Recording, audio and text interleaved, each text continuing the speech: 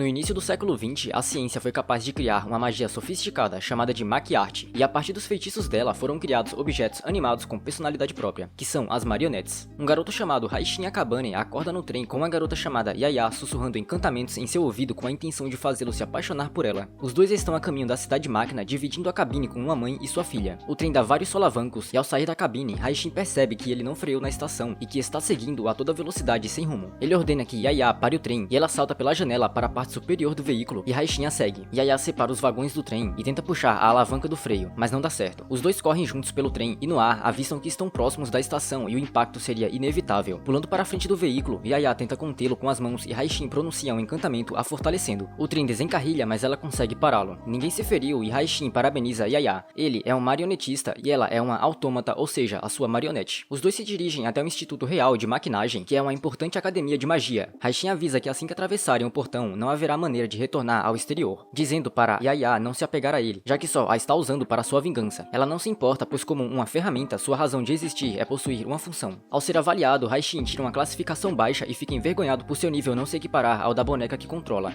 Yaya tenta consolá-lo e ele pronuncia o nome de Shouko, que foi quem fez a marionete, mas isso a deixa irritada. Kimberly, que é uma das professoras da academia, se aproxima e diz que será sua supervisora e que ele precisará lutar por créditos, já que possui uma pontuação baixa para entrar na festa noturna, que aceita apenas os 100 melhores alunos. Esse evento é uma competição de portadores de marionetes, onde somente o último a restar se sobressai e Raishin tem interesse em vencer, pois quer se tornar um sábio. O objetivo da academia é reunir marionetistas para exércitos e alcançar tal posição o colocaria até mesmo acima das leis daquele mundo. Andando perto do dormitório feminino, Yaya tenta enforcar Raishin por achar que ele se interessou por Kimberly, mas uma garota loira com um dragão no ombro reclama do barulho e os dois a deixam passar. De noite, Raishin avalia que o atalho mais fácil para sua vingança é a festa noturna, e para entrar ele precisa roubar os demônios. Yaya concorda e tira suas vestimentas se jogando em Raishin, que a recusava. A garota loira é uma menina prodígio que mandou 5 veteranos para o hospital quando se matriculou e por isso todos têm medo dela. Seu dragão sugere que ela deveria fazer amigos, mas a garota vê todos como seus oponentes da festa noturna. Raishin a chama pelo seu nome, que é Charlotte, citando também seu código, que é Tirante Rex, e a desafia para uma luta, para ganhar sua entrada na festa noturna. Os dois se dirigem para um campo aberto e Charlotte inicia seu ataque, invocando seu dragão Sigmund, que toma sua forma gigante. Raishin tenta falar um encantamento, mas é interrompido por uma bala de espinhos vindo de outro desafiante. Charlotte reclama da intromissão, mas outro ataque parte em sua direção, sendo contido por Sigmund, e um cavaleiro avança sobre a criatura, mas acaba detido. Uma marionete começa a golpeá-lo e um poder de água é lançado sobre o dragão, que recebia ataques de todos os lados. Charlotte grita um encantamento e Sigmund dispara fogo pela boca. Um golem de rocha ataca o dragão e Charlotte despenca de sua cabeça. Ele prepara outro soco, mas Yaya o impede e Charlotte cai nos braços de Raishin, e logo uma explosão é lançada sobre ele e sua marionete, que se defendem com um campo de força. Raishin pronuncia seu encantamento e visualiza seus seguintes movimentos para o futuro. Yaya avança junto dele, usando um chicote e desferindo golpes nas marionetes. Raishin destrói alguns deles, intercalando com sua boneca que derrotava outros, e logo fazem isso na realidade. Charlotte chama por seu dragão e ele dispara um novo e poderoso ataque que acaba com todos. Ela pergunta o nome de Raishin e ele se apresenta. Charlotte queria continuar o duelo, mas Raishin perdeu a vontade e desaparece. E ele fez isso pois percebeu que Sigmund estava ferido. De noite, Yaya deita ao lado de Raishin, que reclama, mas ela rebate dizendo que está ferida pela batalha e que se recupera melhor estando próxima de seu titereiro, e ele permite dormir ao seu lado. Enquanto isso, no lago, um ser salta para a luz da lua, aparentando ter atacado uma marionete. De manhã, Raishin e Yaya se sentam num café junto de Charlotte e sua boneca fica com ciúmes, mas logo ele fica paralisado ao ver pela janela o titereiro Magnus, tendo um flashback da perda de alguém devido a ele. Raishin e Yaya se preparam e atravessam o vidro e ambos já entram em posição de ataque. Duas marionetes se colocam na frente de Magnus e ao vê-las, Raishin tem um flashback onde corria por uma casa em chamas gritando por Nadeshiko, vendo seu pai e a garota mortos. Magnus começa a se afastar e Raishin o provoca. Ele se prepara para jogar algo, mas é parado por 6 marionetes em um instante. Magnus é um poderoso titereiro capaz de controlar uma quantidade grande de marionetes. Raishin diz que é apenas um presente e eles se afastam, entregando o pequeno pote para o seu dono, que aceita e vai embora. De noite, durante o banho, Raishin relembra o que aconteceu mais cedo e Yaya tira suas vestimentas e o agarra no chuveiro, dizendo que ele vai conseguir alcançar seu objetivo, e ele concorda e tenta se afastar da boneca. No dia seguinte, Felix, um dos Rauners que está próximo de fazer parte da festa noturna, chama Raishin para fazer um acordo, que vai valer uma entrada no evento da festa. Durante a aula, Raishin fica distraído pensando na proposta e a professora Kimberly o pressiona sobre uma pergunta que ele não sabia responder. Charlotte responde falando sobre o coração de Eve, e a professora confirma e diz que é uma estrutura que dá vida aos autômatas, e que um titereiro experiente consegue criar uma idêntica a um humano, apesar disso ser fútil. Yaya é uma boneca na forma humana e Raishin a defende mencionando Shouka, e ao falar dela, Yaya fica irritada. Depois do sinal, Charlotte observa de longe Yaya e Raishin conversando com Felix, ficando preocupada. Indo para uma sala particular, Felix o pede para investigar os ataques de um titereiro chamado chamado Doce Canibal, que destituiu várias marionetes nos últimos meses e seus donos desapareceram. Uma mulher entra na sala se apresentando como assistente dele e seu nome é Lizette. Ela informa que mais uma marionete foi encontrada na escola. Eles se dirigem para o local e encontram com Charlotte. Haishin examina o cadáver e ele está sem o seu circuito mágico. Charlotte se afasta da cena do crime e Haishin promete investigar. Lizette o chama para conversar em particular e ela o alerta sobre Charlotte, avisando que seu autômato é proibido, pois foi criado a partir de uma parte humana, que é o mesmo tipo usado pelo Doce Canibal. De noite, Charlotte chama por Haishin pela janela de seu quarto e o convida para um encontro na tarde seguinte. Mas a verdade é que Charlotte queria ajudar na busca do Doce Canibal. Haishin reclama e exige que os dois vão até a cidade para seu encontro sem seus autômatas. Ele sai correndo junto de Charlotte segurando sua mão e Yaya fica chorando ao lado de Sigmund, que questiona do motivo dela ter se apegado tanto ao seu mestre. Charlotte e Haishin andam pela cidade e depois ela o questiona sobre sua forma de luta junto de sua autômata. Mas esse é o estilo do clã Akabane, formado através de uma luta em grupo. Haishin é um iniciante e é difícil controlar Yaya, então ele usa suas habilidades de artes marciais como apoio. Charlotte fica impressionada por um novato ter ambição de ser um sábio, mas Charlotte também quer se tornar um sábio para realizar o seu sonho secreto. Ao voltarem para a escola, os dois percebem uma nova cena de ataque do Doce Canibal, e Haishin corre desesperado preocupado com Yaya. Na cena do ataque, eles encontram Felix e por sorte a vítima não foi Yaya. O autômata morto foi mais um dos que atacaram Charlotte no dia do duelo, e Felix a avisa para não se envolver mais no caso. Ele afirma que foi trocado por Haishin e que não quer mais vê-la. Charlotte sai correndo desapontada, mas Felix apenas disse isso para afastá-la do caso e protegê-la. Voltando para seu quarto, Yaya recebe Haishin com um jantar sem comida, parecendo estar em choque, e ele a abraça e ela chora. Haishin tenta tranquilizar Yaya e a diz não estar apaixonado por Charlotte, já que ela não tem dotes bons, como os de Shouko, e antes que ela possa enforcá-lo, ele explica que saiu com Charlotte para confirmar que ela não é a Doce Canibal, e o titereiro aproveitou para atacar na sua ausência. Yaya diz que Sigmund não poderia atacar sem seu mestre, mas é como um autômato proibido, e isso ainda é uma possibilidade. Ele recebe uma ligação de Lizette informando que Charlotte não está no dormitório. Os dois saem para procurá-la, mas assim que passam da porta, se encontram com Shouko, a criadora de Yaya, e também Irori, a sua irmã. Shouko informa que nem mesmo o exército descobriu a identidade do Doce Canibal, mas que pode ser alguém da academia. Ela tira as limitações do poder de Yaya, mas avisa que essa autômata não pode enfrentar um poder de Tirante Rex, e o lembra que os inimigos naturais de Yaya são vento e água. Os dois saem atrás de Charlotte, e no flashback de 2 anos é mostrado o encontro de Shouko com Haishin, que estava ferido na neve. Ele a reconhece como uma poderosa titereira, tendo fabricado marionetes da guarda imperial. Ela o resgatou propondo que ele fosse dela, e em troca Haishin poderia ter sua vingança e uma forte autômata do seu lado. Os Akabane eram bons com exorcismos, mas tinham dúvidas se Haishin conseguirá se vingar, e Shouko diz que ele vai odiá-la quando souber a verdade. Yaya e seu mestre se encontram com Lizette e ela os informa que Charlotte continua desaparecida e que foram encontrados circuitos mágicos em seu quarto. Ela os leva até o grande armário onde muitos autômatas estão hibernando e Haishin entra sem Yaya. No elevador, ele pergunta sobre a marionete de Felix, mas tudo que se sabe é que é uma antiguidade. Enquanto Lizette destranca uma porta, Haishin se lembra de uma conversa anterior, na qual ela sabia detalhes da autômata atacada, que só alguém que presenciou o ataque saberia. Ele puxa a chave de sua mão e corre em direção ao armário dos fundos, no qual ele descobre o cadáver da verdadeira Lizette. A marionete falsa o golpeia e Haishin logo percebe que ela é uma autômata proibida. Depois de chutá-lo, o alarme começa a soar e quando os guardas se aproximam, Lizette denuncia Haishin como alguém relacionado ao Doce Canibal. Charlotte encontra um autômata suspeito e usando o poder de Sigmund, ela o captura. Felix aparece e diz que aquilo foi uma isca para expor as provas que aparecem no quarto dela e a nomeia como Doce Canibal. A professora Kimberly nota os ferimentos profundos que Haishin e Yaya sofreram dos guardas, mas logo Yaya desperta seu poder e criando uma grande explosão, ela fica de pé. Felix invoca seu autômata e manda seus ajudantes investigarem o feixe de poder, o deixando sozinho com Charlotte. Ela se desespera percebendo que ele é o verdadeiro assassino e a autômata dele produz uma espada de água que avança contra Charlotte, mas Sigmund pula na frente, recebendo o golpe. O inimigo lança outra lâmina que é repelida por Yaya e Haishin, só que antes de chegarem, Yaya conta para Haishin sobre o passado de Charlotte e que seu sonho secreto é poder reencontrá-los, e se referia aos corações de Eve de seu quarto, que pertencem aos autômatas de sua família, e ela os guarda para reconstruí-los, e por esses motivos ela quer vencer a festa noturna. Felix tenta manipular seu oponente dizendo que Charlotte é o Doce Canibal, mas não funciona. Haishin se coloca em posição de ataque e pronuncia um encantamento que fortalece Yaya, que corre velozmente em direção a Felix, que é protegido por sua autômata. Ela revida e as duas trocam golpes, se afastando pelo impacto. O capacete da marionete se rompe, revelando o rosto de Lizette, mas ela se apresenta como Elisa. Haishin fortalece Yaya novamente e ela avança desviando dos espinhos de Elisa e salta sobre ela. Yaya desfere um chute que é defendido pelo escudo e Elisa se desmancha em água e reaparece em outro lugar. E esse poder foi roubado de outro autômata. Ela tira espinhos na direção de Haishin, que está desprotegido. Ele desvia da maioria, mas é atingido. Yaya grita por ele que lança mais um encantamento. Ela avança e golpeia Elisa, desferindo chutes e sendo bloqueada, até a oponente se desfazer em água. Ao reaparecer, ela joga espinhos em Haishin, que são velozmente parados por Yaya. Felix ordena que Elisa use a bola de espinhos que acerta Haishin violentamente. Ao longe, Magnus observa a luta junto de suas autômatas, e a professora Kimberly também aparece para avaliar a disputa. Magnus sorri e diz que a luta já está encerrada. Yaya é agarrada pela corrente e jogada no chão. Ela é prensada contra a bola de espinhos e continua chorando enquanto sangra. Raishin se levanta emanando uma luz branca e corre em direção a Felix, que defende seu soco. Elisa o joga, mas ele cai de pé. Felix diz que esquecerá o conflito se ele se tornar o par dele na festa noturna, mas Raishin se recusa. Elisa joga a bola de espinhos com Yaya em cima dela, mas a corrente se parte e Raishin grita um encantamento. Uma luz enorme é formada e Yaya aparece na frente da inimiga e lhe dá um chute. Só que Elisa se defende com um campo de força de correntes que é rompido facilmente. A armadura estremece e dessa vez é a verdadeira Elisa, já que os poderes roubados não podem ser usados ao mesmo tempo. Yaya avança e as duas trocam inúmeros golpes no ar. Elisa cai em um buraco na floresta, mas rapidamente se recupera e a luta continua pelas árvores. Yaya repele um campo de força e a bola de espinhos desaparece. Elisa finca sua espada no chão e provoca uma grande explosão. Ela se transforma em uma névoa e começa a devorar o corpo de Yaya. Raishin aponta para sua marionete e a ordena que acabe com sua oponente. E rapidamente ela desfere um golpe na névoa e ela recua, tomando sua forma de autômata novamente. Elisa absorveu o sangue e o poder de Yaya, e as duas magias não podem ocupar o mesmo corpo de uma marionete ao mesmo tempo, e por isso Yaya estava aguentando e aumentando suas feridas, pois já esperava pelo ataque. Raishin envia um novo encantamento poderoso para Yaya, que avança sobre Elisa, a finalizando. Ela desaparece no ar enquanto xinga seu titereiro. Felix saca uma arma, mas Raishin a joga para longe e o soca. Ele se desculpa por sua estratégia de luta ter feito Yaya se machucar tanto e a abraça. Ao longe, Magnus pega o pote que recebeu e explica para Kimberly que é uma proposta de desafio, e que nele estão cinzas de uma pessoa que já se foi, por isso Raishin quer vingança. E a professora comenta que existe uma lenda sobre todas as autômatas de Magnus serem proibidas. Raishin é premiado com uma entrada na festa noturna, se tornando candidato à posição de sábio pelos serviços prestados na caça pelo doce canibal. Ao reencontrá-lo, Charlotte fica com vergonha e lhe entrega como presente de agradecimento um amuleto de proteção. Mas ainda assim, os dois serão inimigos caso se encontrem durante a festa, e Yaya e Charlotte juram que vão lutar com tudo. No dia seguinte, Raishin e Yaya encontram uma garota presa em uma rede na frente de seu quarto, já que ela e seu autômata caíram na própria armadilha. Ao libertá-la, a garota oferece um lanche para os dois, mas ela havia colocado sal demais, já que não tinha sonífero.